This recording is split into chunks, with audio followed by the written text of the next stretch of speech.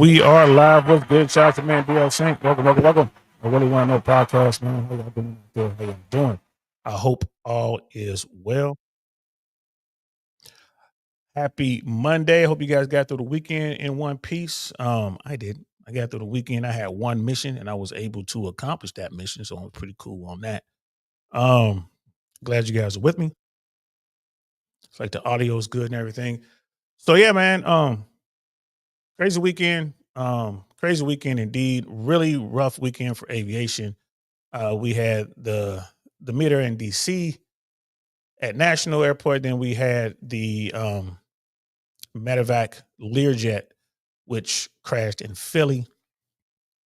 Rough week. And then there was, I think in Texas, there was a United aircraft which had a engine fire on a taxiway, I believe. People had to evacuate that. Crazy. And let's not forget, there was the F-35 that crashed in Greenland.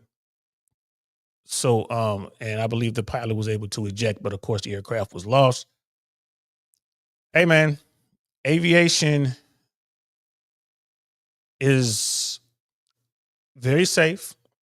Right? There are a bunch of professionals there, air traffic professionals, aviators like pilots, extremely professional, and even the folks who run the airports, the airport managers and all that. But still, things happen. Things happen. So that, and we're gonna talk about that a little bit, guys. And I'll give you my takes on this DEI stuff and training and what it takes to be an air traffic controller. And then we'll talk about. I'll take your questions or whatever on that as well. If you guys have any questions, whatever, feel free to throw them in there. But hey, man, there's going to be a lot of news because media is going to be watching aviation like a hawk, and you guys are just going to see which is normal routine stuff, but it's going to seem like big news to you guys. Like, oh my God, I can't believe this is happening. What's going on? The aviation is falling apart. No, hey, aviation is doing its thing and it's still very, very safe, but let's get into it. And we are live. What's good, y'all? Welcome to I Really Want to Know podcast, y'all.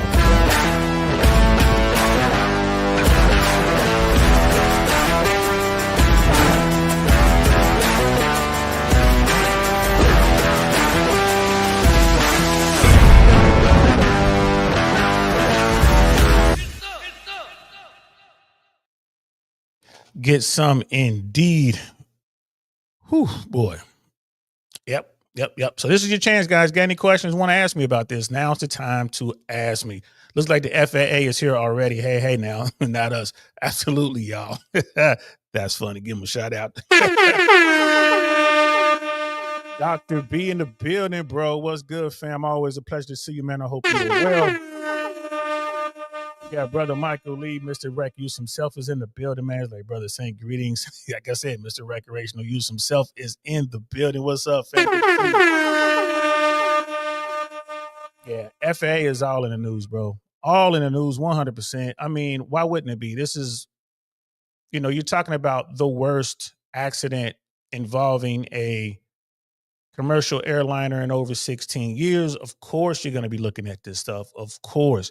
And then we'll get into, I'll share some of my stories of some of the things that I would see that were kind of routine, just air traffic control stuff. Not that it happened all the time routine, but you have so many emergencies and so many different situations and so many scenarios that air traffic controllers train for.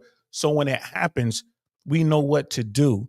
And, we're going to talk about that. And I'm going to share some of those stories with you guys. And you're like, oh, and this is stuff that's happened over the past 20 plus years when I was an air traffic controller and you never heard about it. Why? Because that's the business. I'm pretty sure stuff that goes on in Dr. B's world that we never hear about. He's a doctor, he's a surgeon, he's out there doing his thing. There are things that goes on in the medical world that we just won't hear about. And that's, same for law enforcement, same for military, same for you name the industry. Just imagine the stuff that goes on the floor for people who are making cars and stuff like that. There has to be all kind of injuries, oil rigs and stuff like that. So we're going to get into it, though. What's good, sis? How you feeling? Good to see you. We got Sister Nicole.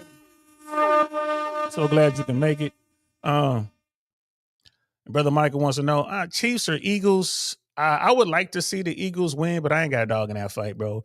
You know, I'm an AFC dude, but the Chiefs get so much love from the referees, man. So many questionable calls and stuff like that. I would like to see the Eagles win, but I don't know, man. I think that it's going to be, if it's a close game, I think the referees make it to where Patrick Mahomes gets another win in the Chiefs. But they got a good squad, man. They got some greats over there, bro.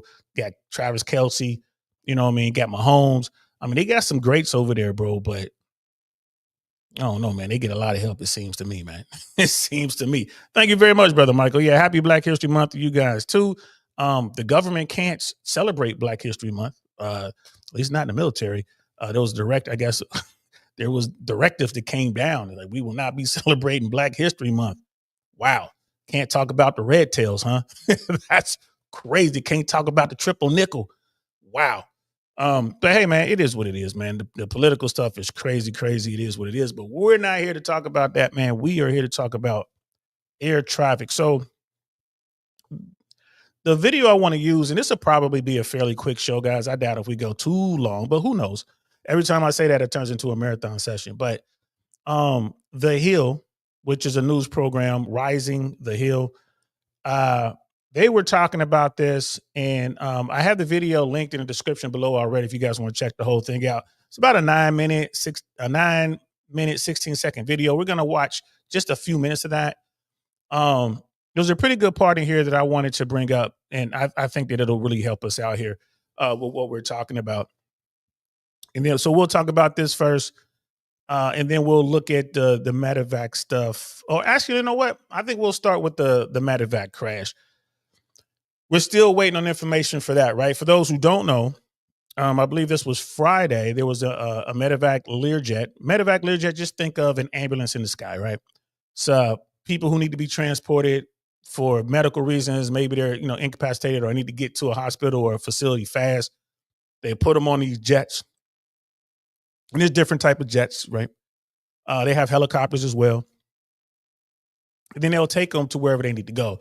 There'll be medical personnel on board, like nurses. If there needs to be a doctor or some sort of specialist, that person will be on board as well. And of course, you have the two pilots up front and then the folks in the back. The FAA confirmed there were 6 people on board. I would imagine that includes, of course, the patient. That I would imagine. So the aircraft took off from an airport near Philadelphia. I forget which airport. And then moments after departure, like the airplane took off, everything was fine. The air traffic tower controller instructed the pilot to contact departure control, which is the radar guys, the next controller. And the departure controller never spoke to the aircraft. The aircraft just disappeared, came off of radar. And it turns out that the aircraft fell out of the sky, crashed in a residential area in Philadelphia. So there were injuries on the ground, of course. I believe there was at least 1 fatality on the ground. I think it was a total of 7 fatalities, and we knew it was 6 people on board the aircraft. So at least 1 fatality on the ground. Horrible situation. Double-digit fatalities out there. I think it was over 20 people who were hurt. The FAA is currently investigating this incident as well. So they're working on what's going on in DC, and they're working on what's going on in Philly. Now, a lot of people are like, well, what do you think happened? Obviously, there was some sort of catastrophic failure with the aircraft that caused the airplane to go down. Simple as that. Something happened. Airplanes, generally, when something happens, especially when the airplanes are flying, you normally will be able to, well, I ain't gonna say normally. Ideally, you will want to be able to level that aircraft out, just get some sort of stabilized flight, figure out what the issue is, and then figure out what you're going to do to solve the issue.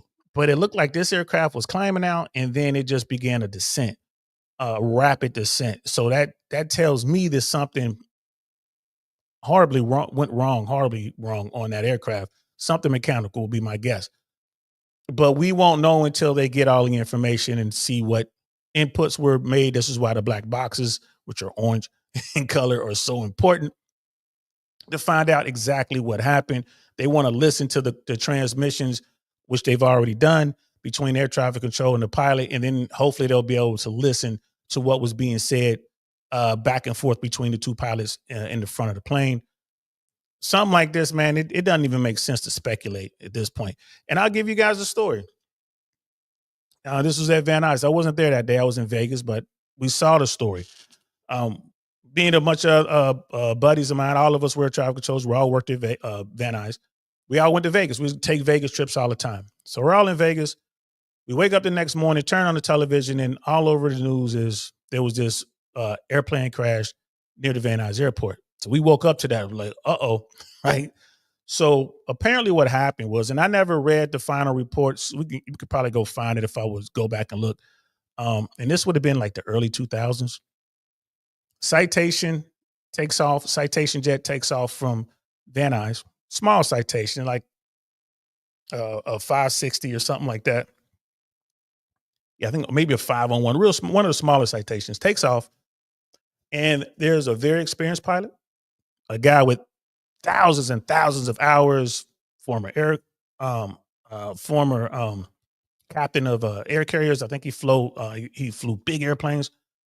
And the guy next to him, low time pilot who was just getting into the game and is trying to build up his hours, and he's hopefully trying to get himself into a position with one of the airliners. So that's what you have. And that's how aviation works, bro. There's so many ways to get there. And this is a guy who became a pilot, was doing what he had to do, was building up his hours, probably networked himself into a situation where he could kind of fly these smaller jets and get more experience and get better.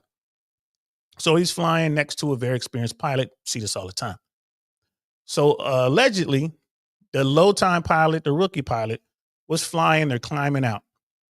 Off the departure end, climbing out, normal stuff. All of a sudden, the cargo doors in the front of the plane. So like with these smaller jets, the cargo doors are like, the cargo areas are all over. Like in this particular citation, there was cargo area in the nose of the aircraft. So the doors to kind of flip up on it like that. And you put stuff in there, clothes and whatnot, little bags, not a big area. It's like, just think of it as like a small trunk on either side of the nose. And then you secure the covers and lock down the hatches or whatever. Well, these things popped up. So they're climbing out. These things popped up. The rookie pilot got nervous and allegedly chopped the power. So basically, he just, instead of having throttle and maybe putting more throttle, he pulled all the power back. And allegedly that caused the engines to turn off. Now, when you're trying to climb out, you need speed to climb. You need that power to get you where you need to go. So when this guy allegedly chopped the power because you just made a mistake, it was some sort of impulse, before the experienced pilot could stop him, the aircraft could do nothing but nose down and crash.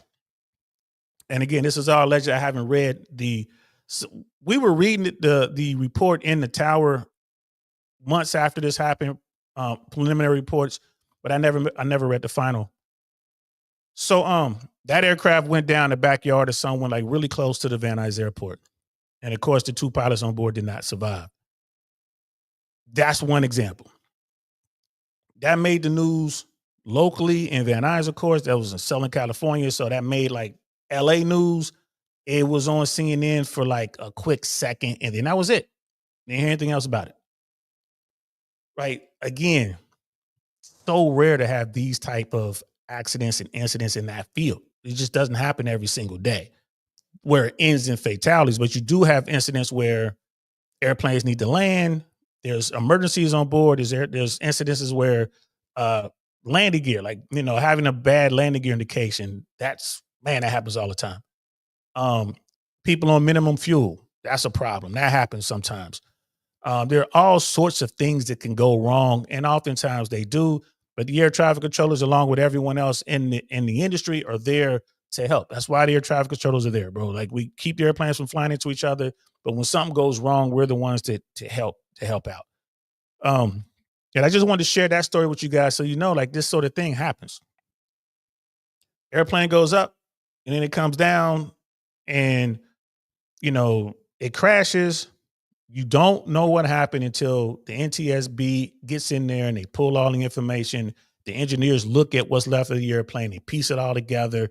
And then they come up with a report that says, hey, and the reason they do that because they want to make sure that it's not an issue with that airplane, right? If there's an issue with the Lear 55s or the Lear 60s or the Lear 35s, or is there's the issue with the 737, they'll go and they'll ground all those airplanes. And then they'll go and they'll make sure that they make the fix because you just can't have this happening. I'm sure you guys have heard this in the past when the FAA and will issue something to the manufacturers and to all the owners. Hey, we got to do this fix. There's got to be some sort of retrofit. There's got to be this. There's got to be that. Or it might be more training. The 737s had an issue with autopilot with the 737. What was it? The 800? I can't remember which one it was. Where 73s were going down all over the world, and it was an issue with an update made to the autopilot. So stuff like that, right? So I mean, it is what it is. It's the field. Brother Carlos will tell you he's a pilot. You know, he'll tell you he flies an older airplane, but you know he takes care of his airplane. He has really good avionics on board. If something goes wrong with his airplane, even though his airplane might have been made in 1960s or whatever, something goes wrong with 5 Comanches. They're going to look at that and they're like, okay, we need to make this fix on all Comanches made in this year or all Comanches, period. And they'll do that. They'll get the information like, can't fly this airplane anymore. They'll make sure you get the retrofit, whatever it takes. That's what they'll do. And see, Brother Carlos knows who was on board. Like it was a pediatric patient, doctor, nurse, 2 pilots. Wow, man, that's sucks, bro. Right, and it was the XB registered aircraft flying Part 91. And this is like air traffic and aviation has so many rules that govern different ways to fly and who can do what. And so that's when you hear stuff like that, like Part 91 or whatever. Like, again, in the aviation world, and the people, especially the pilots, man, they're so professional. You got to, get a couple guys out there who are want to cut corners and stuff like that. Like, yes, you get a few, but those guys don't tend to last long. They don't last long. It's in aviation, especially if you're a pilot, everything is governed by the checklist. As Brother Carlos, bro, he has a checklist for everything. He probably has a checklist for everything in his life. Like, okay, pre car start checklist. You know what I mean? Okay, we got our grocery checklist. We got this checklist. Pilots love checklists because it keeps them from making silly mistakes. I got a story about that. There was an aircraft. His tail number ended in Romeo. I'm not going to say his whole tail number, but we called him Road Runner because that's what he called himself. Ended in Romeo. Twin Cessna. This guy would cut corners all the time. Well, one of the things that this guy did is there used to be there was a flag locking controls for his aircraft, right? For the yokes and stuff like that. You need to do that when you lock the airplanes down for various reasons. I'm not going to get into the reasons, but the control locks, you have to manually pull them in and take them out. And normally they have like a big flag. They call it a big flag, but it's kind of like it's like this big visual thing that you can't miss it. You're like, okay, I got to take these control locks out. You can't miss it. So this guy removed the flag. He's had the control locks, but he removed the flags. Like, I know what I'm doing. I fly all the time. I'll never forget to do that. Well, one day we're at Van Nuys. He's ready to take off, and we clear him for takeoff. And the guy's going down the runway. Van Nuys has a 8,000-foot runway. He's going down the runway, doing his thing, and all of a sudden, he aborts his takeoff. He's like, I'm aborting takeoff. And he rolls all the way down to the end, to the very last intersection, and he gets off the runway, taxis back, and he's ready to take off. We were all the way down to the end, though, right? Because he was like ready to go. All he had to do was pull back on his controls, and the plane would lift up into the air. So he aborts his takeoff, taxis all the way back up to the approach end of the runway. It's ready to go. We clear for takeoff, and boom, off he goes, right? Let's say this happened in like February. So let's say around June, Santa Monica Airport, they had an incident. They had a problem. Something happened with an airplane in Santa Monica. Santa Monica Airport, south of Van Nuys, is on the Santa Monica. Right there, you take off, you're over the water, beautiful airport. Guys down in Santa Monica is like, man, what's going on? So we're, controllers are always like, well, who was the airplane? And then we figured out it was Romeo Romeo. Like, oh man, no survivors. Oh man. Well, what happened? Turns out that the control locks were engaged on his aircraft. So when he went to take off in Santa Monica, he aborted takeoff. He aborted his takeoff, but he didn't have enough runway to stop. Ran off the end of the runway and then crashed. Right. So it's just like, that's kind of like a car crash kind of thing. Off the end of the runway, boom. No one survived. Right. So, and we all right away, one of our senior controllers, who's also a pilot, she was like, you know what? That guy is always in a hurry. And she said it before we got the final words. Like, I bet you he forgot to take out the control locks. I bet you that's what happened. And sure enough, that's what came back in the report. She like, see, he was rushing. This is why pilots like to follow their checklist. They have a checklist for when they're, before they get into the aircraft, they walk around the whole airplane, they check everything. They get inside the airplane, they check everything. There's a checklist before they start the engines and all that. That's part of the checklist. Before they taxi out, there's a checklist for that. When they're taxiing out, they're doing other stuff. When they get to the runway in and they're ready to go, they have to go through all of their warm-up stuff and do all this stuff. And I'm talking very vaguely. I'm not going to use air traffic terms and pilot terms. I just want to talk generally. But when it's, before they take off, as a pre-takeoff, like before we call air traffic control and ask for takeoff clearance, there's a pre-list for that. Right. Then once you get your clearance, there's a list for that. Right. You get on the runway, there's a list for that. And then you take off, there's a list for that. And then when you get airborne, there's more checklists. So people are like, man, that sounds very monotonous. Like, yeah, it is. But this is how they stay safe. This is how you stay safe. It's a checklist for everything. And Brother Carlos will tell you, if he hasn't already put in there, bro, he will tell you it's checklist for everything. And shout out to you, bro. I don't know if I gave you that. Here goes Brother Michael saying he's stuck on them weaves and stuff like that, bro. Hilarious. But, like butterfly doors. Yeah, there's little doors in the front of the nose, just kind of butterfly trunk doors, right? So that's what happened. Those things popped open. But, man, I'm telling you, man, air traffic control. And we got Brother Pablo in the building. What's good, fam?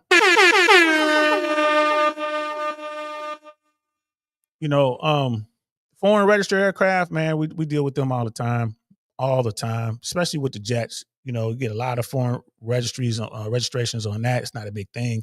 But we have procedures and how to work that. I remember once we had an aircraft coming in, a Hawker jet coming in. This guy was having landing gear problems. He was worried about his landing gear. So he told us, like, hey man, we got landing gear, want to come. They want to do like a low pass by so we can see them. Like, hey, can we do a little approach? Check our gear. We're checking the gear. Like, the gear appears to be down.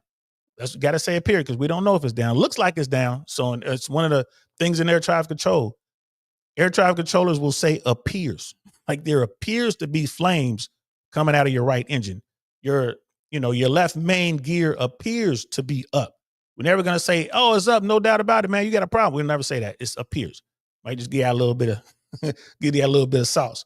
But yeah, we're looking at it like it appears to be down. He comes in, decides to land, and he landed hard, which to me was like, bro, why would you land so hard? Like, you think you got a problem with your gear? He thought his nose gear was a problem. So he came down, he touched it down with the rear mains pretty easy, and then slammed the nose down. Like, what? So looked pretty good. Then he was like, all right, he kind of rolls out the runway a little bit, makes a left turn, taxis off the runway, and as soon as he cleared the runway, bam, that nose wheel gave.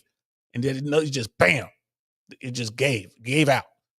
Boom, which not a problem. We already had, we had our crash rescue guys on scene ready to go. They took care of it. They were there. No one got hurt. I mean, with some damage to the airplane, of course.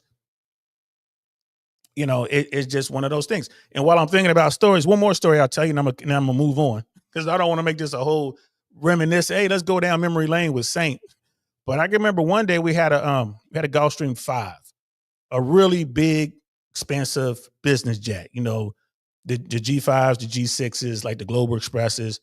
So it was the Gulfstream 5s when the G5s really were fairly new, and Van Nuys had a bunch of them. Van Nuys had more Gulfstreams there than the Gulfstream factory in Savannah did. Like, that's where all of the biz jets were. One day we sat around and was counting all the Gulf Streams. We stopped counting at 200. Like, God, we counted over 200 that we could see. We couldn't see all of them. There was parts of the airport we couldn't see from the tower. And then for every Gulf Stream we saw outside, there were 3 Gulf Streams inside of a hangar somewhere, right? So like, there's a lot of Gulf Streams here. So anyway, this guy's doing a full speed taxi or something. He was doing something. He was doing some checks. He's doing a taxi. He gets all the way down to the end of the runway and he gets off. It just so happened that the crash guys, right, the fire rescue guys on the airport were down at the same part of the airport doing something. They were doing something, some training or something. They were down there. So it was like, yeah, man. So the guy pulls off the runway and all of a sudden one of the crash trucks starts spraying down the rear engine of this Gulfstream, right? And the pilot was complaining to the towers like, hey, why are the fire guys spraying our airplane? And we answered to him, it appears your right engine is on fire, which it was. We could see the flames from the tower. Like, he went screaming by him like, yo, man, look at that thing. There's fire coming out of the engine. So he pulls off. The fire guys just happened to be there. They saw it. Bam, they jumped right on it, put the fire out. And it was funny because the pilot was kind of upset. Like, what are they doing? What? I understand they're practicing. Why they spraying our jets? Because your jet's on fire, dude.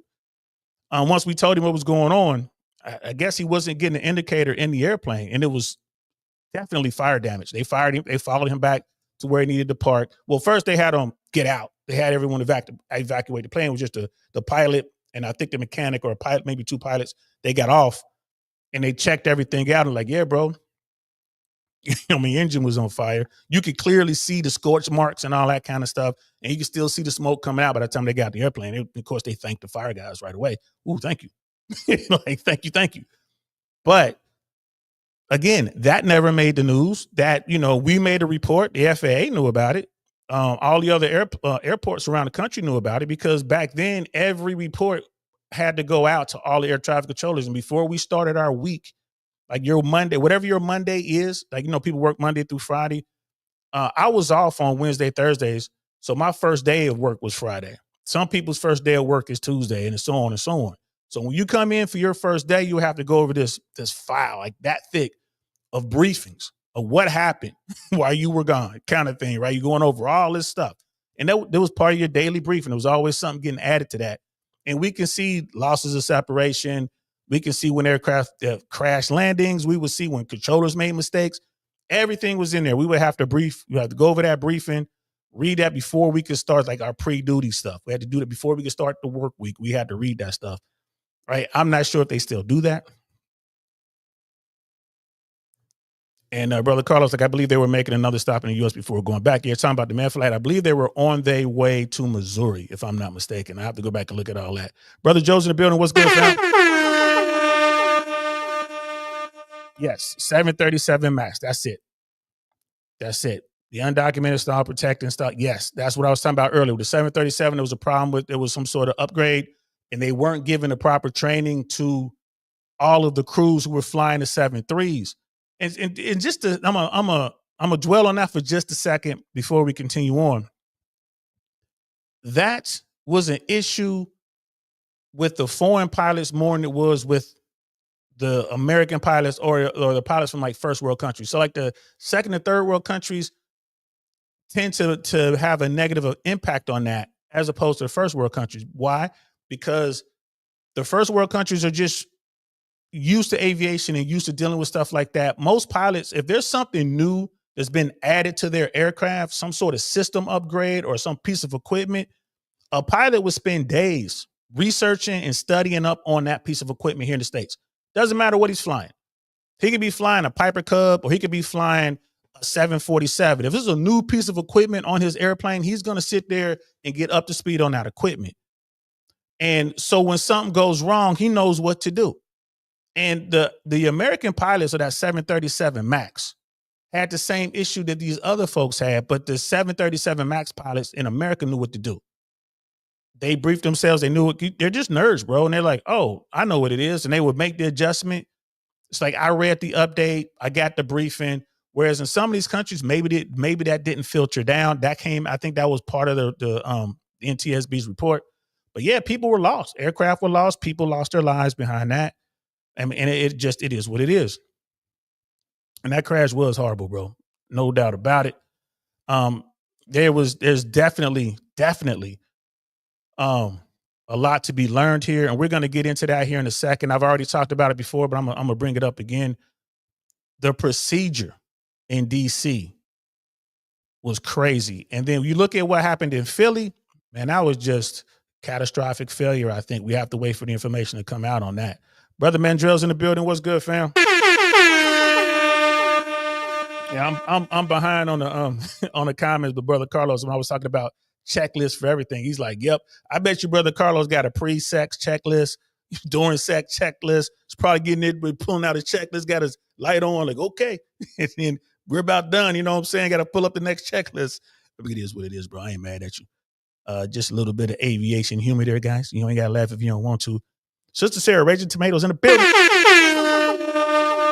Pre-duty. What's good, sis? Good to see you. Good to see you. Like pre-duty, yeah, they got checklists for everything, y'all. Every single thing under the globe, man. And here's the thing. You want to be proficient at something, you want to do whatever it is you're doing, you want to do the same way every time, checklist is the way. That's how you do it. Get yourself a checklist. Make sure if you never, like here at home, I never lose my keys. I never have a problem finding my keys. Why? I put them in the same place every time. The little bowl where I put my keys in my wallet, right there by this little bowl. You know, anything else I normally carry with me is in that little bowl, right? I keep my weapons in the same spot, right? I know how to unlock my weapon. You know, I just hit the combination, boom, get the weapons in, get the weapons out. If they're not sitting next to me, like this one is sitting next to me now, you know, I just do things the same way. Why? Because that's what I did in the FAA. That's what I did in the FAA. If I clear someone for takeoff as a local controller in the tower, if I'm clearing, as I'm saying the spiel to clear them for takeoff. So runway 16 right, wind calm, right crosswinds approved, over the flood control basin, clear for takeoff. You notice how my head was moving? That's me looking, scanning the runway. So if I got, Comanche 22 pop or 16 right, clear for takeoff, wind calm, right crosswinds approved, over flood control basin. I'm looking at scanning the entire runway. I'm looking at all the intersection tie-ins. I'm looking to see if there's anyone sitting there.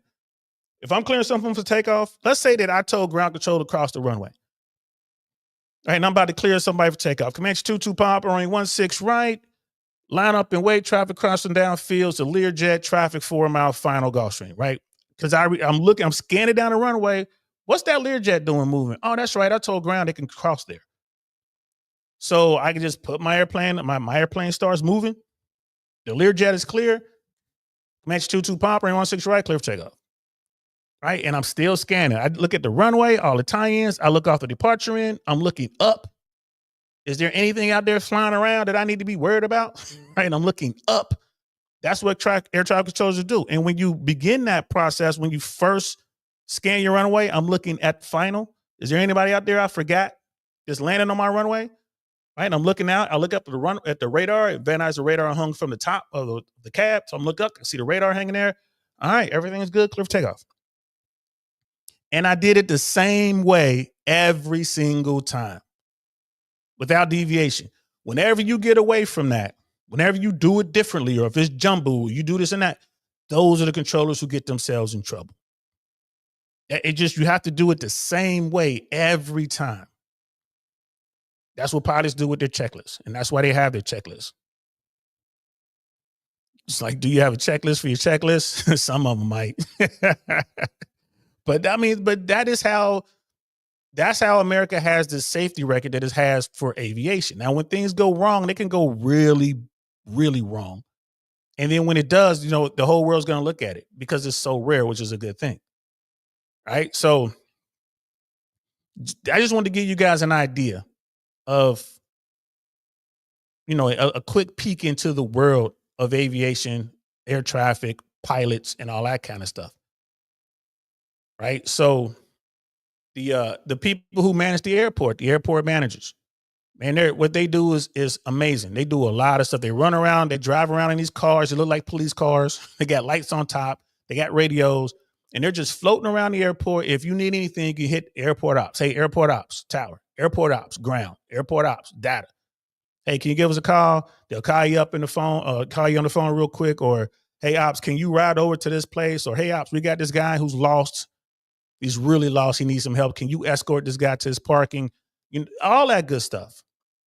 The airport operators are essential to safety at airports. And, they're part of that world. You never hear about airport operators. You never hear about airport operations. And it's the airport operators who are there, like, who catch most of the stuff. Like, ops will tell you, hey, you got this dude out here. Hey, what's that going on over there? Ops will call you, hey, tower, we see some smoke over there off of departure in. And the tower's like, really? Because airport ops might be on a part of the airport that can actually see further than the tower. Like, you got reduced visibility. You might be trying to get a hold of a guy. Hey, Cessna 22 uniform, tower, Cessna 22 uniform, acknowledge. They're not saying anything. Operations might call you and say, hey, tower, we see some smoke about a half mile off departure in. Okay.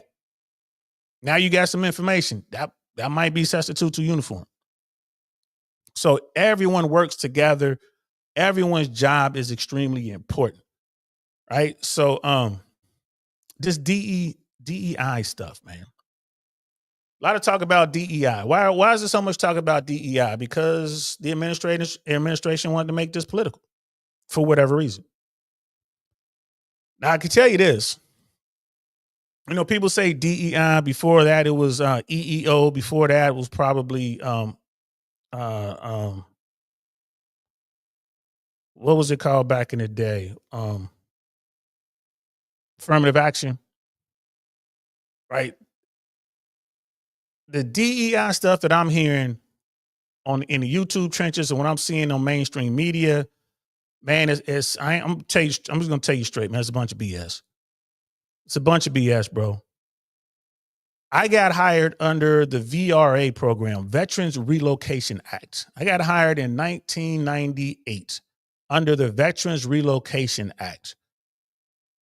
That will be considered DEI today, right? And that was for anyone who was an air traffic controller in the United States military was eligible for this program. So Army, Navy, Air Force, Marine Corps. If you were an air traffic controller and you had it in your paperwork that you went to air traffic control school in the military, then you could be a direct hire into the FAA. That's how I got in. So that gave me the opportunity to compete and become an air traffic controller. That's how I got in. Right. I got hired alongside, as a black man, I got hired alongside white dudes and women and Latinos and Asians because we all were veterans. Right? That's DEI, right? And that will be considered DEI. So a lot of people just DEI stuff, man. It's a dog whistle for other stuff, man. It's a dog whistle for some very racist shit. I'm gonna keep it 100 with you. That's what it is. And simply because I got hired under the Veterans Relocation Act doesn't mean that I got a free pass. I had to bust my ass. I had to work harder than the people next to me. Because some of them actually did like high level ATC stuff when they were in the military. I didn't.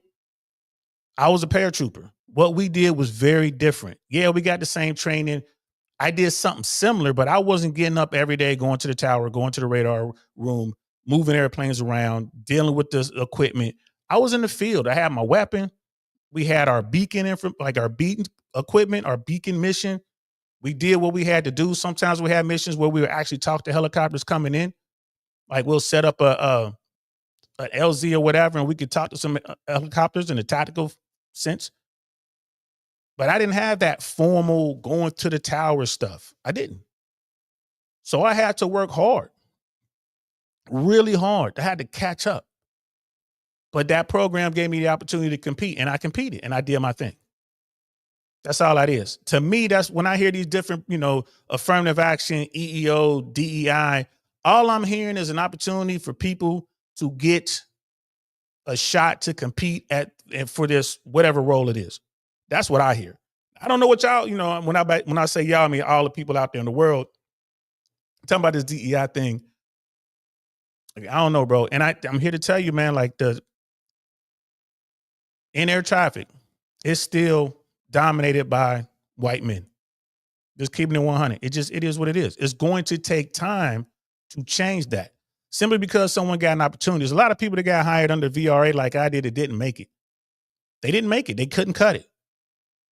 They didn't get to a CPC level, like, certified professional controller level or full performance level, FPL, just because they're VRA hired. So we're just going to go ahead and sign you off. No, it didn't work that way. If you didn't make it, you still got cut. If you didn't make it, you still got washed out.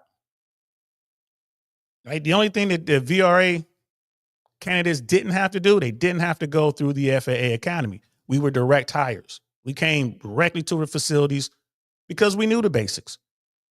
We didn't have to, the FAA could save money. We didn't have to go through that process. We got to the facility and then we began our training there. And if you didn't make it, you got washed out. Simple as that. That's how it works. So I wanted to throw that out there. Right? Just so people know. And Brother Carlos, like, even still, y'all have to maintain the medical and psychological and performance standards as everyone else. Facts. A lot of people were medically disqualified. Facts. You can get waivers, but it depends on how hard you want to work. It's really hard to get some of these waivers. It is difficult to become an air traffic controller, and it takes a lot of work to keep it.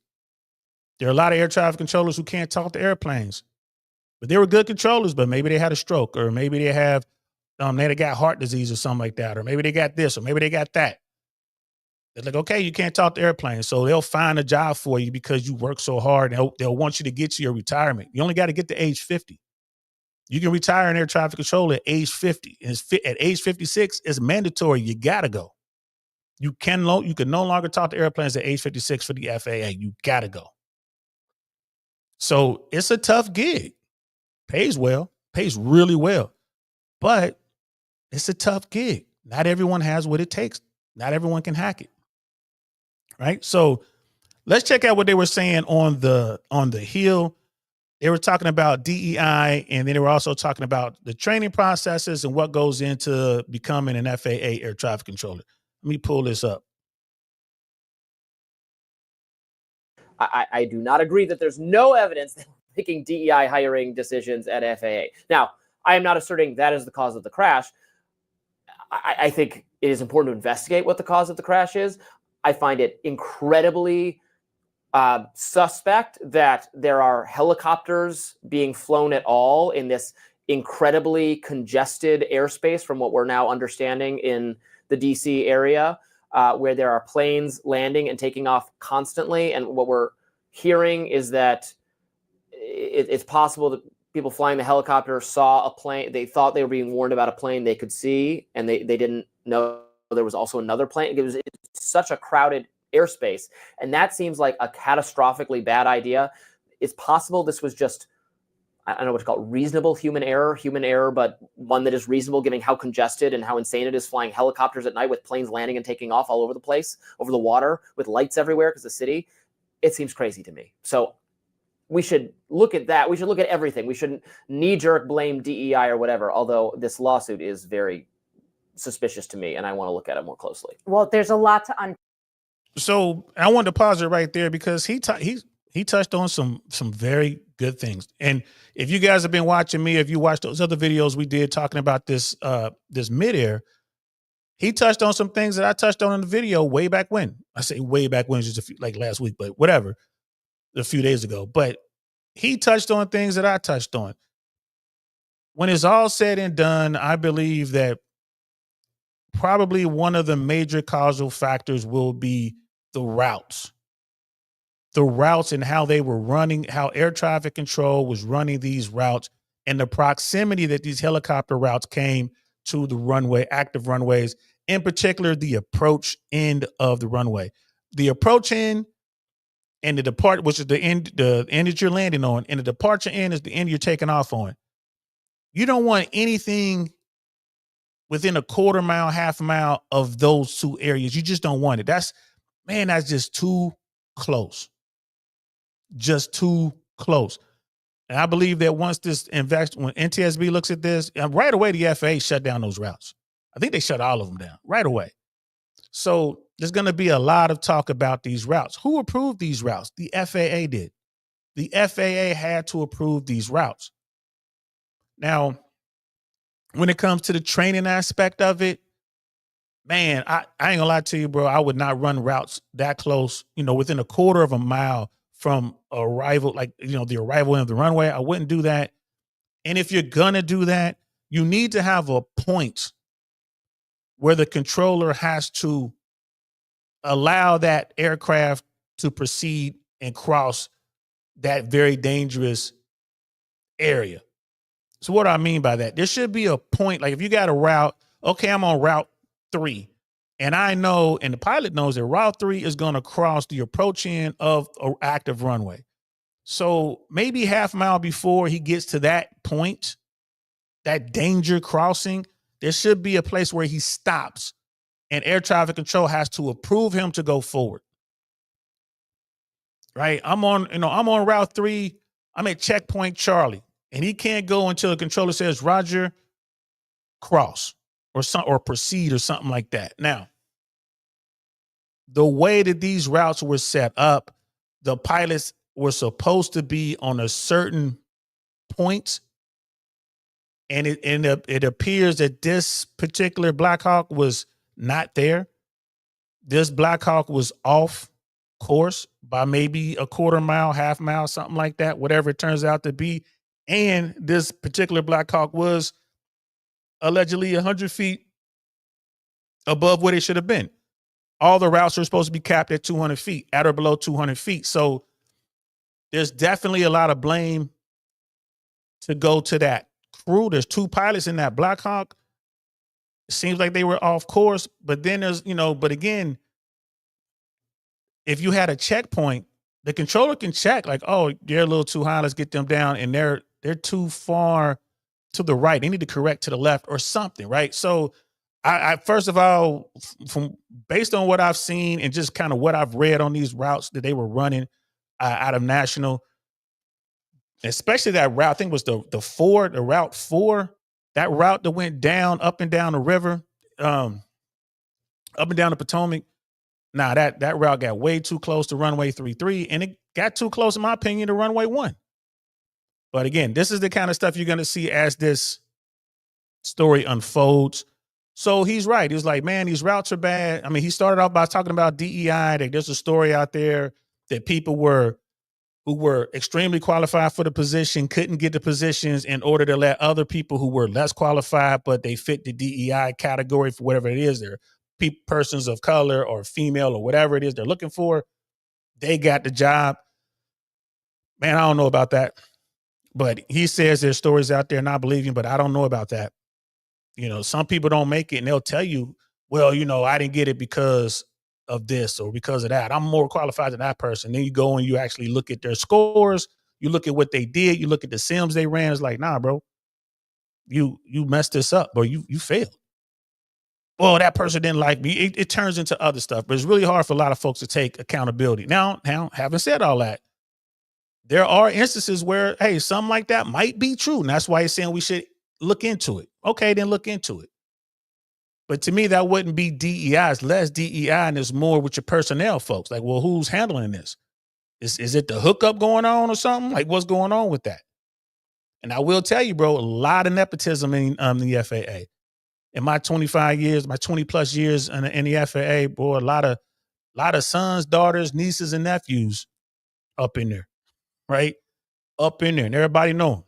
Oh, I remember you used to come here and sleep under the counter when your mom and your dad brought you into work.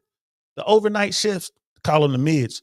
Oh, I remember, when you had your 8th birthday, I was at your 8th birthday party. Like, huh? Yeah, they're just natural air traffic controllers, just in their blood. They ain't in their blood. They just got the hookup, right? And hey, it is what it is. It is what it is. You get that in every industry, right? How many times in the football the coach's son always not only makes the team, but it's like the starting quarterback, right? Or the number 1 backup who always gets in there. Like, come on, man, this guy ain't good enough. We got Patrick Mahomes over here. You gonna cut Patrick Mahomes, baby Mahomes, so you can play your son? Stop it. Right? You got Michael Vick, but you want to make him a running back. He should be quarterback, but your son is the quarterback. We see that. I'm pretty sure that goes on with the beauty pageant stuff. You know what I mean? So-and-so's mama's daughter is always going to win the beauty pageants or whatever. I mean, it's that's the human part of this, y'all. It happens. It happens. But the DEI stuff, I don't know about. I want to see what he's talking about. But as far as when we get into the nuts and bolts of what actually happened that night, flying these routes and who did what, we're going to get all that information. And I'm just here to tell you, those routes were too close to the active runway. So let's get into this. Let's continue with the hill. Unpack there, Robbie. And before we do any more unpacking on my part, I do want to disclose a couple of things. Viewers may or may not know that I worked in this administration specifically for Secretary Mayor Pete and saw firsthand the various policies and programs that were underway there. I also, as it turns out in that role, helped to advocate for then FAA Administrator Michael Whitaker getting confirmed by the Senate. And as part of that role, all my disclosures out in one place here. Good. I know Chris Rocheleau very well. He and I had a lot of interaction when he was at the National Business Aviation Association, and I think he's a great candidate. He's a longtime FAA veteran. So the FAA is in good hands right now. Okay, so all of those on the table. There are so many troubling things about the way that this administration has responded to this horrific tragedy. You know, as you point out, Robbie, there are a lot of very technical things that need to be investigated, whether it is the ceiling at which those helicopters were restricted from flying, to how the air traffic control tower was being staffed at the time, to all sorts of other things, which, as we know, the National Transportation Safety Board is going to investigate. They're looking at the various black boxes and recorders from both aircraft, and they should have some simulations and things for us to learn about in the coming weeks there. So laying that all on the table, I have to say out loud, is just far too soon for anybody to talk about what caused it. Oh, of course. I agree. Back to the DEI thing, though. There's some. So she put everything out there. She's keeping it 100. She's a political insider. She's a cool kid. Worked with the administration. Now she's doing this, thing on TV. Good for her. I agree with what she was saying. I appreciate that she's putting it out there. Definitely on the left side politically, and I'm pretty sure dudes on the right side politically. So now we know why she's there. Very convenient facts that the president and his team failed to disclose when he lobbed this argument, which I think he was making very clearly. He thinks that DEI led to this crash. I think that was very clear as part of that long press conference that he had. And as you said, Robbie, you don't necessarily agree, but there's so many troubling things about it. First of all, if you actually look at the data, you will see that the vast majority of air traffic controllers are male and they are white male. So to argue that somehow diversity was an issue here that caused this crash when you are almost exclusively staffed by white men all across the air traffic control towers in this country, fails to pass the sniff test. The second thing is that it also ignores some really significant numbers. So air traffic control staffing has been on a decline and then has sort of been stagnated at a level that is below what you would like it to be for many decades now. But under the past administration, we saw those numbers go up because of intense recruitment practices and intense training programs that administration put into play. In fact, just last year, it exceeded its recruitment goals for the first time in decades. And so those are the types of things that my former boss was pointing out as part of his tweet response, his series of tweet responses to the president. And she ain't lying. Remember we were talking about that, guys? The FAA staffing issues began in the 1980s. She said decades ago. It's the 80s. When you track it all the way back, it started with when Ronald Reagan fired the air traffic controllers who went on strike with then the union PACO. That's where it started. Right? Here's what it is. It's where it started. What she said about mostly white men in the field. She ain't lying. There are facilities out there in the FAA that just like no people of color. There's some towers out there. There are FAA towers somewhere. It's a handful of them where you go in there, you line up all the, go see all the employees, and they're all white. There'll be some female, there'll be some women in there, but everyone's white. Right? So that's changing. Since the 2010s, that's when I noticed the spike. Like, wow, it's really becoming diverse. Like, so you have a combination of the VRA hires, When you got this, military people coming over, and like military is very diverse, very integrated. And then of course you got people coming through the recruitment process. They're going out here and doing stuff. Now I was talking with my buddy Jay Swans. Jay Swans was in management. Jay Swans was a part of the recruitment apparatus to get people out there. So when it was EEO, if you want to call it DEI, whatever you want to call it. So he was telling me like, well, the way it works is the people will sit together. You got all the management types. Okay, how are we going to get the word out here to get young people involved in air traffic control? Okay, we're going to go over to the mainstream college, right? Whatever the college is. Let's say we're going to go over to whatever, you name the college, you know what I mean? And we're going to go over there and we're going to tell all these kids in this area of this college that we have this program. And then we're going to go to the high schools that generally feed this college. So people like my guy, Jay Swans, will be a part of these committees. And he was like, okay, fine, let's do that. But let's also go over. So if you're going to go over here to, George Washington High School or, Main City High School, whatever, which is like in the best neighborhoods, with these kids, with these scores, great. But let's also go over here and recruit at Malcolm X High, MLK High. Let's go over here to the, Cesar Chavez High. Let's go over here to these other bubbles that wouldn't necessarily get access. And let's recruit kids from there too. Right. And it's not like they take different tests. They say, no, we're going to recruit these kids, encourage these kids to go to the same college where this program is and get them in there, get them an opportunity to compete. That's what he was doing. He's like, bro, he went out looking for the numbers. A lot of people say there were numbers. Like we got to have a quota. We got to have X amount of African-American, X amount of women, X, women, X amount of Asian, X amount of this. He was high up in management and he couldn't find those numbers. He's like, bro, he went looking. Like those numbers don't exist. He's like, bro, I went looking for those numbers, man. And he would, if the numbers existed, he would have found them. So no, what they were doing, DEI or EEO or whatever you want to call it, affirmative action, was ensuring that these other communities, these other bubbles did not get overlooked, which was the case, back in the day. Because I'm here to tell you, were it not for the Veterans Relocation Act, were it not for VRA, I would not have become FAA would have never picked me up. I never would have become an FAA air traffic controller. I wouldn't have gotten the opportunity to compete were it not for the VRA. And then you look at it. Well, you know what? Yeah, at that time, yes. At that time, I would not have been able to compete. And you only have until age 31 to get in. So I would have timed out. There's no way I would have gotten in. I would have timed out. But were it not for the VRA program, it was a program that allowed me to get in there before I had timed out, right? So, but then you go back in time, right? In the 1980s, there's no way I would have got picked up under any program. 70s, 60s, 50s. You go back in time, it becomes harder and harder. Let's not forget America's history now. Let's just keep it 100. The fact that someone like me that came from where I came from was able to get into the United States Army, become an air traffic controller, get into the FAA and continue to serve my government as an air traffic controller and make it. I mean, that's a testament to how far we've come as a society. We got a long way to go, but man, we made it far.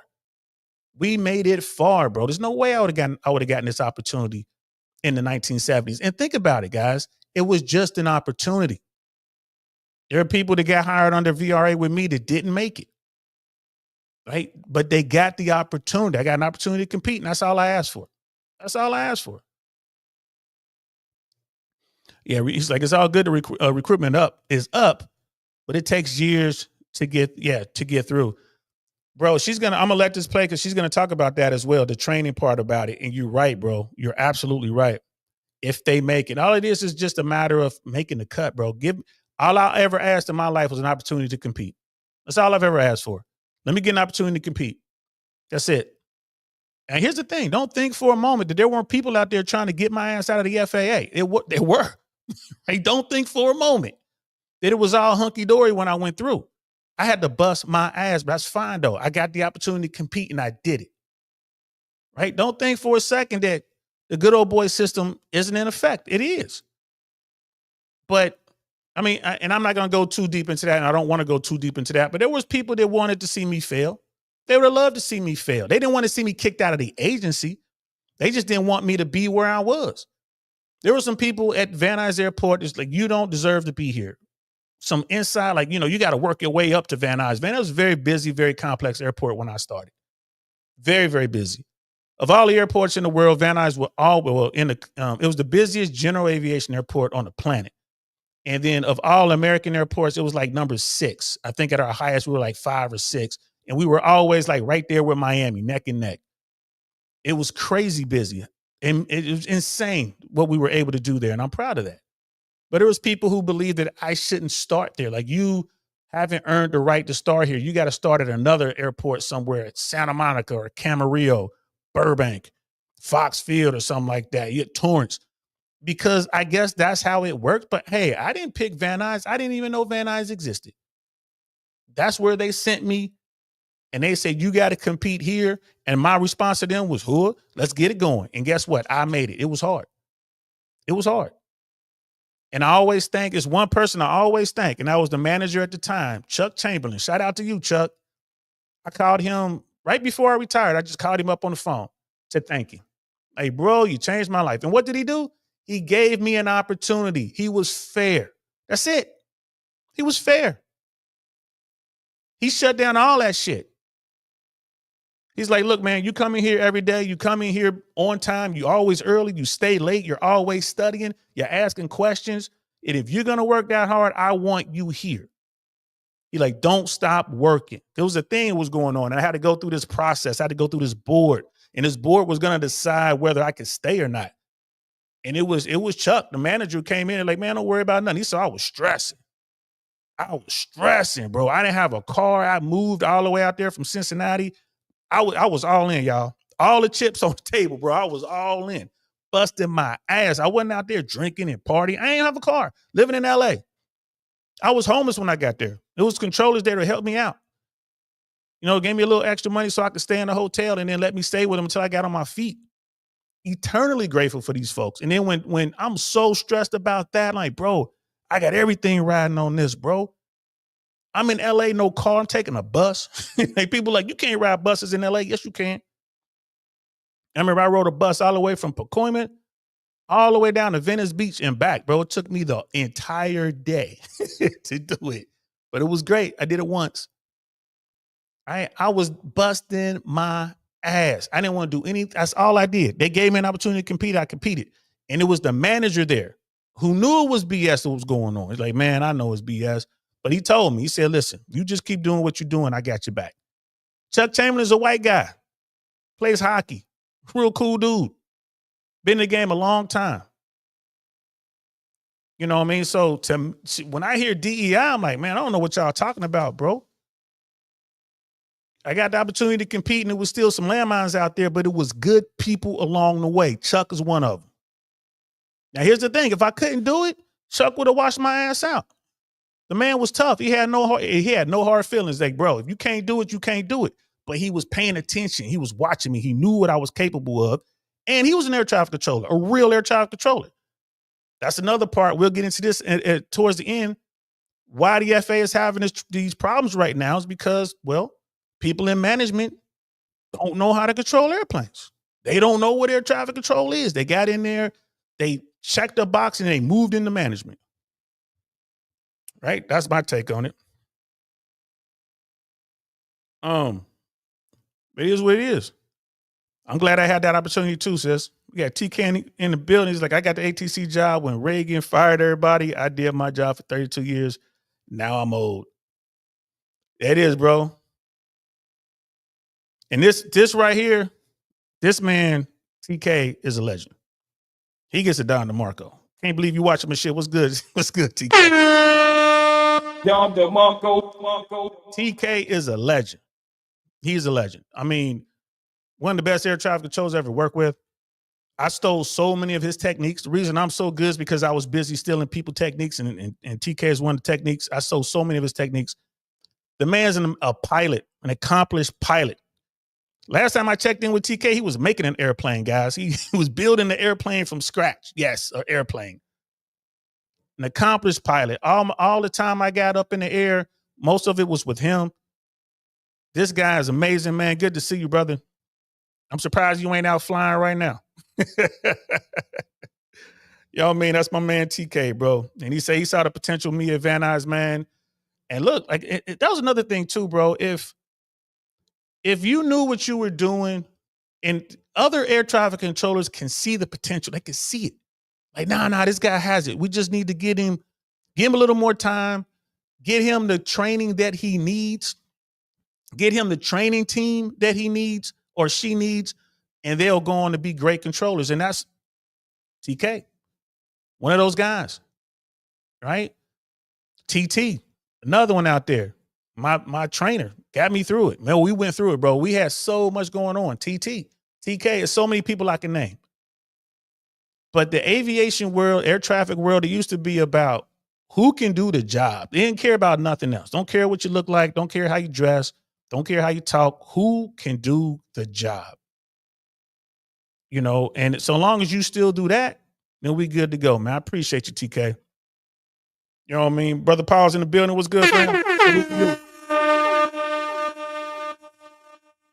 So yeah, Chuck Chamberlain gave me a shot.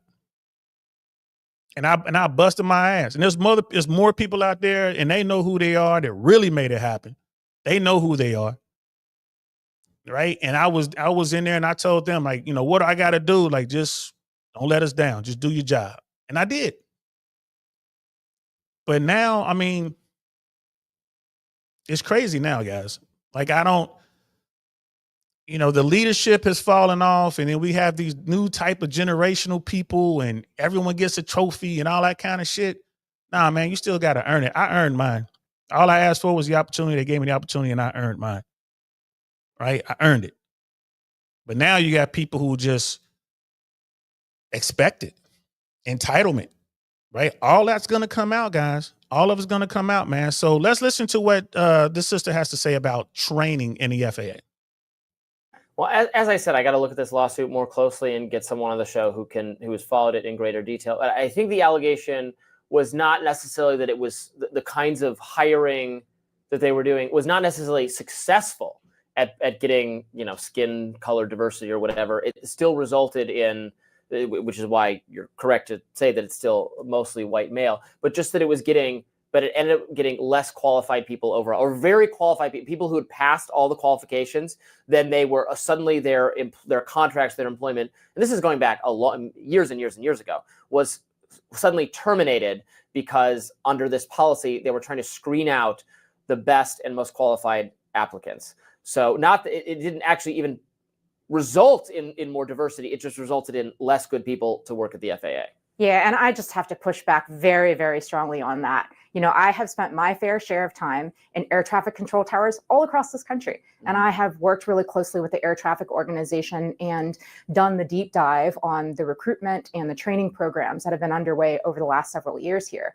And I can tell you unequivocally that the people that are working in these roles are deeply committed, incredibly professional, and very, very well trained. In fact, viewers may or may not be aware, it takes about 2 years from the time that you apply to be an air traffic controller until the time that you are certified to then work on the job under a supervisor who has approximately a decade of experience themselves. It takes about 2 years to get through that process. It is rigorous, and it requires a commitment from the applicant that, not everybody has. Her numbers are off. From the time that you are given the offer, right? You accept the offer, you want to be an air traffic controller, right? From the time that they hire you, it could take 2 years just to get to your facility, because you'll be hired and you're just waiting for a class to start. Then they send you the class date and all that information. Then you go to Oklahoma City, you get through that. That's a few months, right? So let's not start the count or the clock at the academy. Let's start the clock from when you get done with the academy and you get to your first facility. It can take anywhere from 18 months to 5 years. It can take anywhere from 1.5 years to 5 years to certify your first facility. Depends on where you are. And now gets into the ATC politics and all this kind of stuff, the training program and this and that. And it can take that long for various reasons. If you go to some place like the en route to center, 7 years. Easy to get through the center. 7 years. If you landed Tracon for your first facility, 4 or 5 years. It can easily do that. 6 years. Generally speaking, they like to send the people to those places who are really good and they have some experience already, or they just show the ability to really hack it. They're really bright. But on average, at a VFR tower that's really, really busy, year and a half. A VFR tower that's really complex, 2.5, maybe 3 years.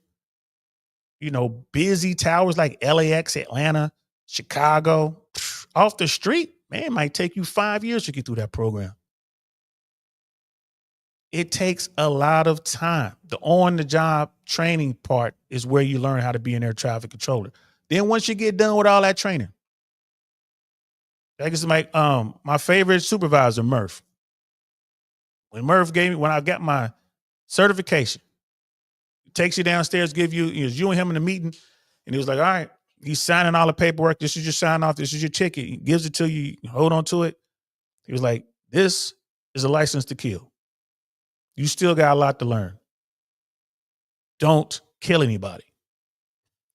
I'm like, well, hey, Murph, congratulations would have been nicer to hear than all that. Don't kill anybody. But he was right. He is signing off to say that you are qualified to work these airplanes and keep them apart.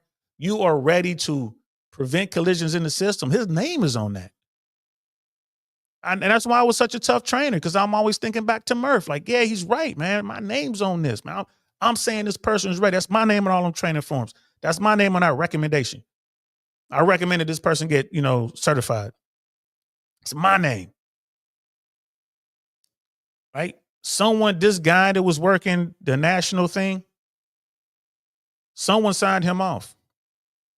A manager signed him off based on a recommendation they got from the union, from the trainer. Right? There's a trail of paper on this guy. They're going to go through all that. Right? Your name's on that. It's not just the one person.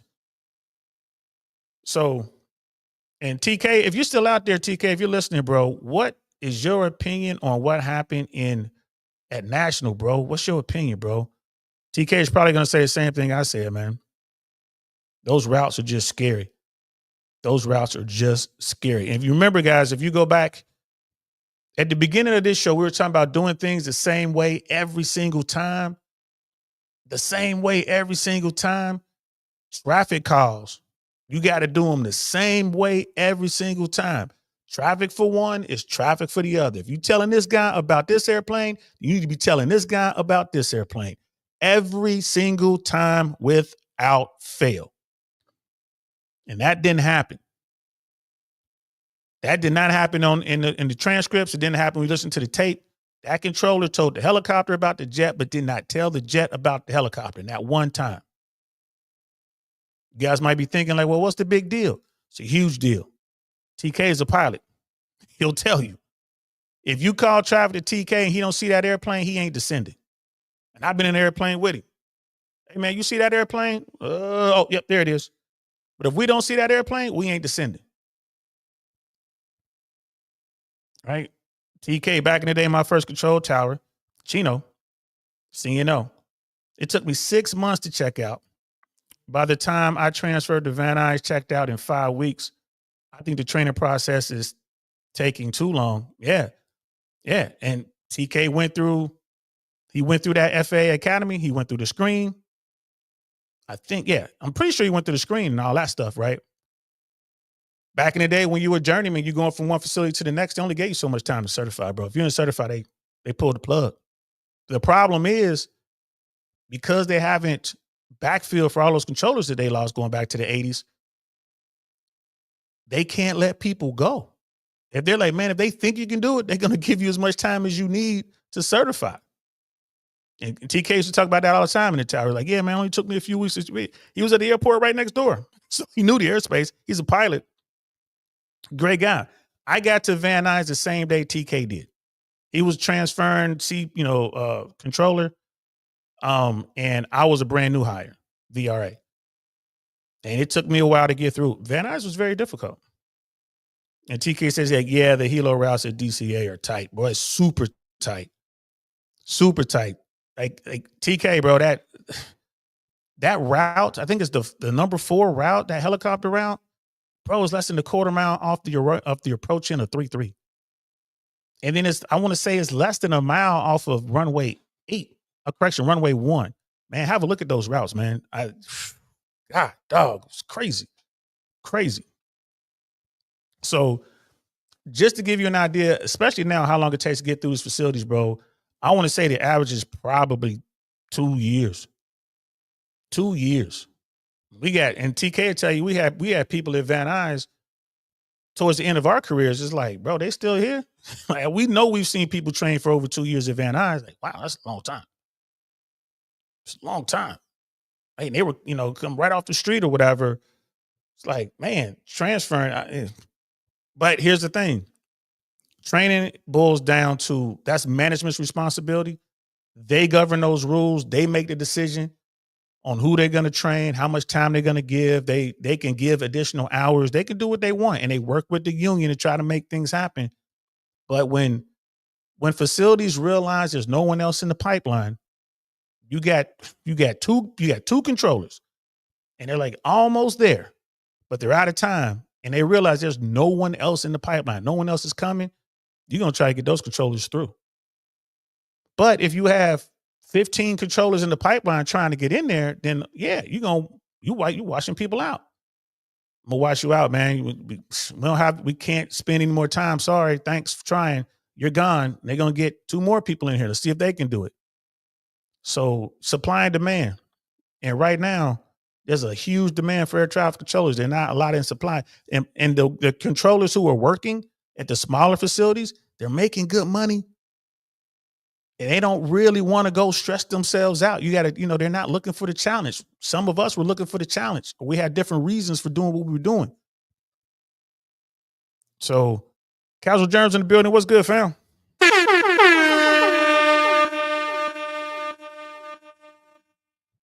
Brother Mandrell's in the house as well, man. I think I showed you some love. We'll do it again. Green Beret. Yeah, TK is doing this thing. He's retired, man. TK is flying airplanes and enjoying life, man. It's probably, jump in the TK, you still got the tail dragger, bro? Oh, 1 Oscar Delta. Still got the tail dragger. I can't tell you how many times TK would take me, not just me, a few of us, we would go out and just fly around, go look at classic airplanes, man. Go get a sandwich somewhere, like fly out to Santa Barbara or fly to Camarillo or down to San Diego or wherever. And Santa Barbara, just go hang out, go get some grub and get back on the airplane and fly back. People don't realize, man, aviation is about people who love to fly. There's groups of people out there who just love to fly, man. It's the last little bit of freedom you really have in this country. Jump in your airplane, go wherever you want to go. You can't do that in any other country. You just can't. Here, you can, man, there's kids out here flying around, bro. You can get a pilot's license before you get your driver's license. Go out here and just fly around, man. On a nice VFR day, just visual day, it's pretty, no clouds in the sky. Jump in your airplane, bro, and like here, if I had a plane here in Tampa, probably could park it over there at St. Pete, go jump in the airplane, man, fly over to Orlando, fly down to Sarasota or Fort Myers, depending on what kind of airplane I had. You could fly all the way down to Miami, depending on the type of airplane you have. Right, you got the right type of airplane, you can fly down to Miami in a couple hours, man. Go down there, hang out, go to South Beach, get something to eat. Don't drink nothing. Don't drink no alcohol. Get something to eat, jump back on the plane. Get yourself a nice little Pilatus or King Air or something like that. Nice Malibu Meridian. Zoom down there, hang out, and then zoom back up here, bro. It's freedom. This is why people love to fly. Let's listen to the last little bit, and I'll wrap this up. Up next, Daily Caller News Foundation's Philip Lazinski joins us to talk about China. Oh, I guess that's it. I guess that's it. I guess they were done talking. But yeah, man, I mean, I believe it's going to be very difficult now to get people into the career field. I honestly believe that this thing in DC it's going to be some folks that get in a lot of trouble. Like, it's going to be some folks who really get into a lot of trouble. That supervisor who let the controllers leave, he's going to be in trouble. That supervisor combined up the positions when it was still, it went against their local rules. He's going to have to answer for that. You know, there's a whole bunch of other things that goes into these investigations that I'm not going to touch. I'm not going to talk about it until they make the news. Once they hit the news, we'll talk about it here. Right? So you guys see the news out there, you'll be watching. You'll be like, oh, that's what DL was talking about. Right? It's when it hits, it's going to hit, bro. And we'll pick up the conversation at that point, but I'm not going to say it first. There's a lot of people out here in the YouTube world, man. They want to get the clicks. They want to get the likes. They want to get the subscriptions, right? The subs. When it comes to this, bro, I'm gonna let this play out, and then I will comment on it as the information becomes public. I know some of you guys are thinking like, yo, Saint, what do you know? I know a lot, Bubby. That comes from my movie right there, Snatch. That's a line from one of my movies, bro. That's what was that? Frankie Four Fingers. I know a lot, Bubby. So I know a lot, but I ain't saying shit until it becomes public. Because air traffic control is a very small community, bro. Trust me when I tell you. But I think I think the FAA is gonna have a hard time recruiting now. I don't know how they're gonna recover from that. You guys know I'm always recruiting for the FAA.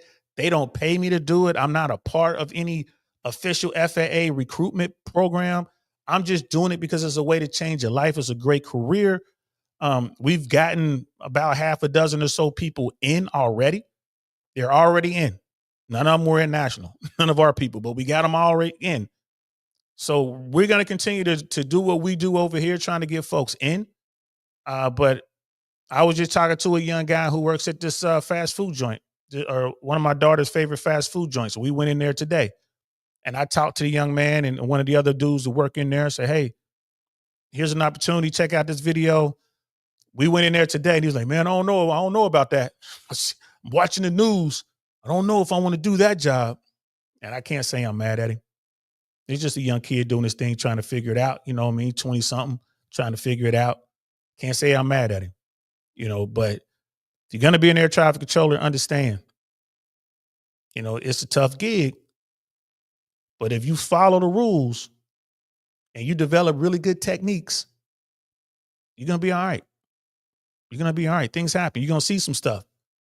I think the media has put out that there were 5 controllers in the tower that night in National. 5 controllers. I think that's what the media put out there. How many of those controllers are going to want to come back to work after seeing what they saw that night? How many of those controllers are going to want to come back, man? I think it's fair to say that 3 of those controllers are just going to quit. They're going to quit. They're going to either take a medical retirement or just like, I quit. I ain't coming back. I can't do this anymore. You might see that. It might be more than 3. Right? And they're already short. We were talking about that in one of the videos. I know I brought that up. Like, hey, what about the people who just witnessed that thing? So I think it's going to be hard to recruit. I mean, even if this current administration finds some money to say, hey, we're going to give more money to this recruitment efforts and get these 3,000 controllers that we need. And it's really more than 3,000 guys, but we'll take their number.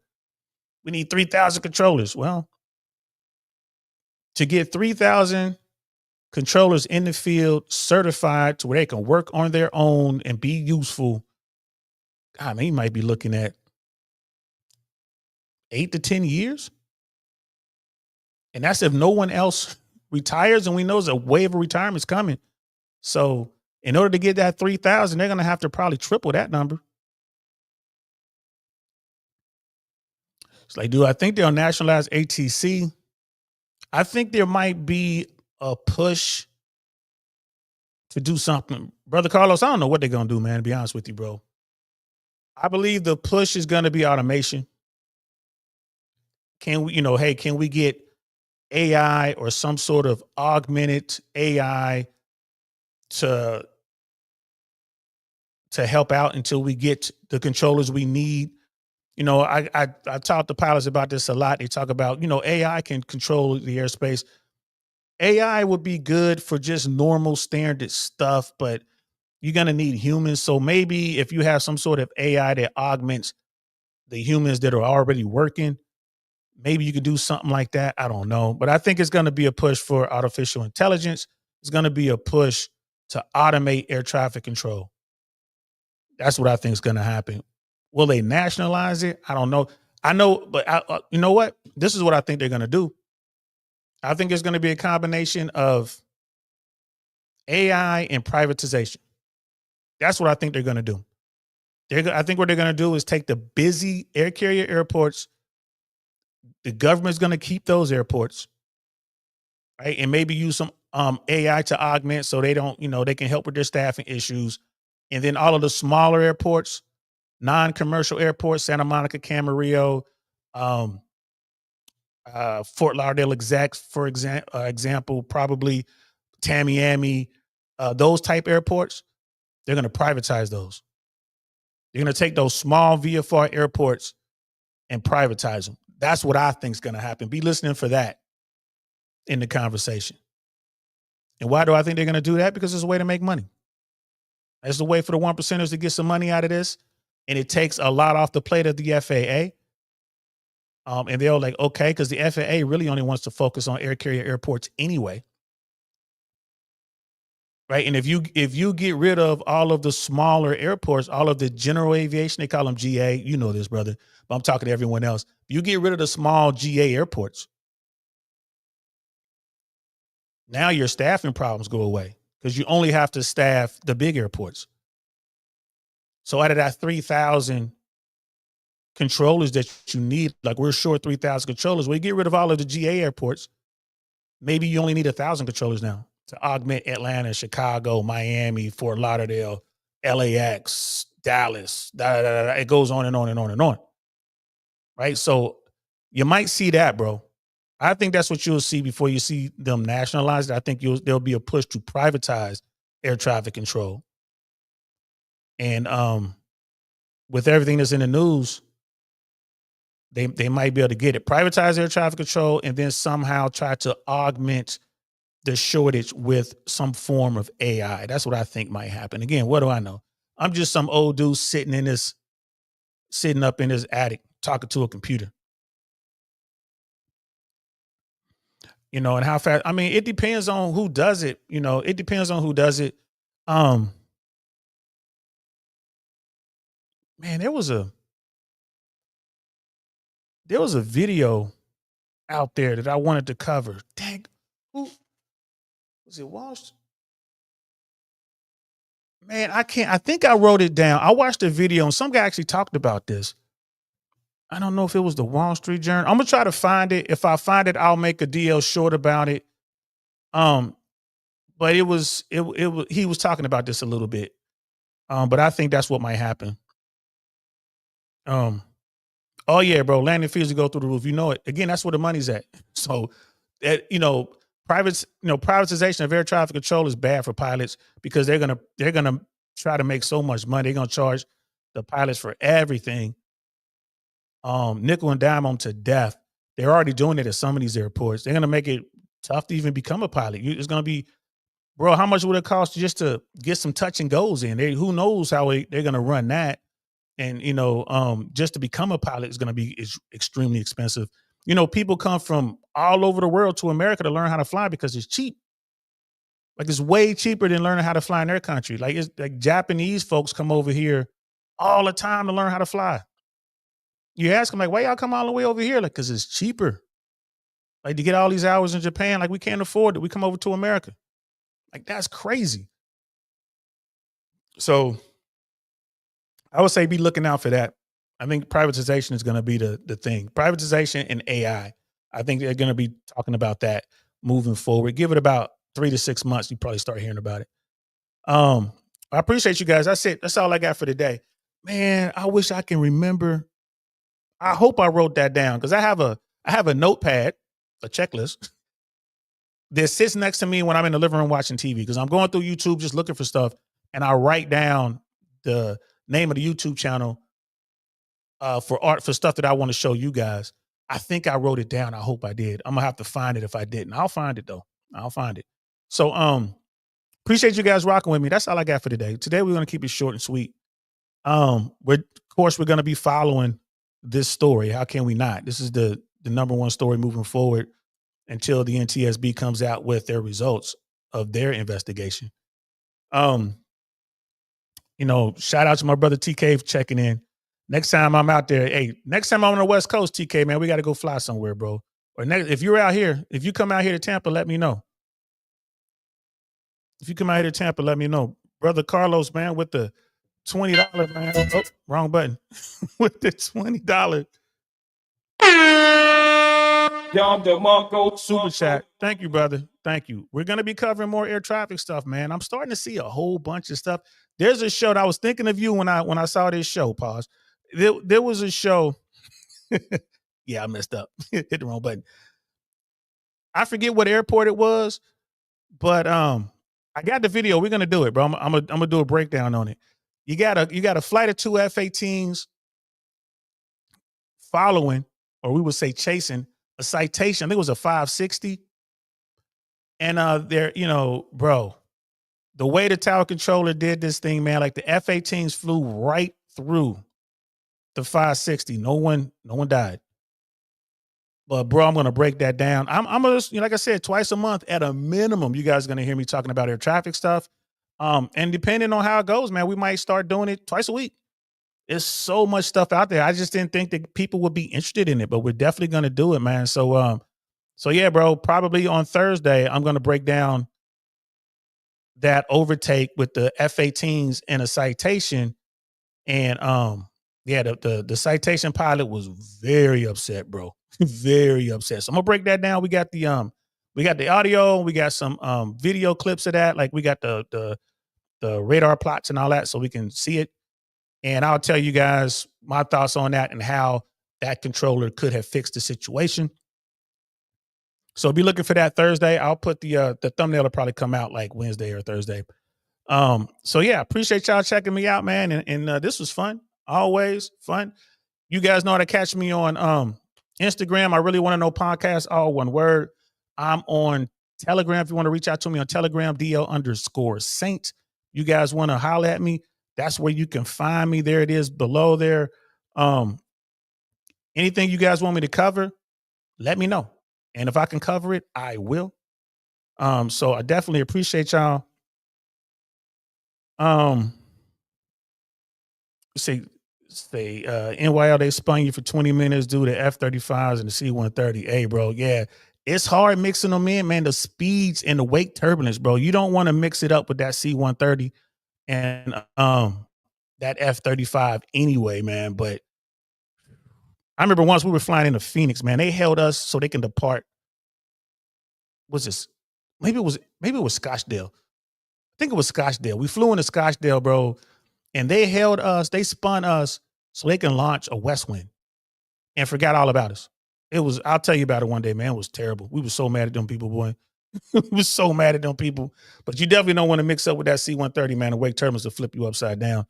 The old school guys at Van Nuys told me all about that because they used to keep, I think it was California National Guard C-130s at Van Nuys back in the day.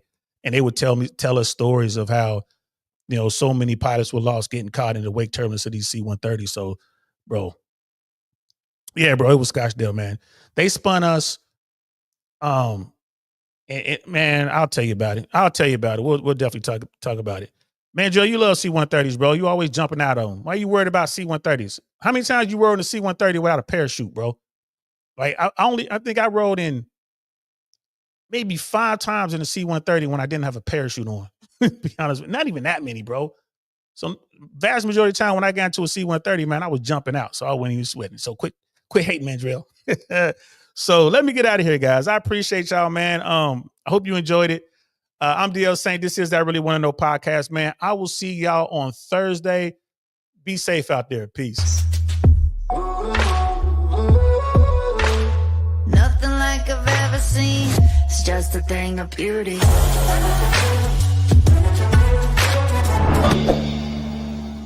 Darn, that's the end.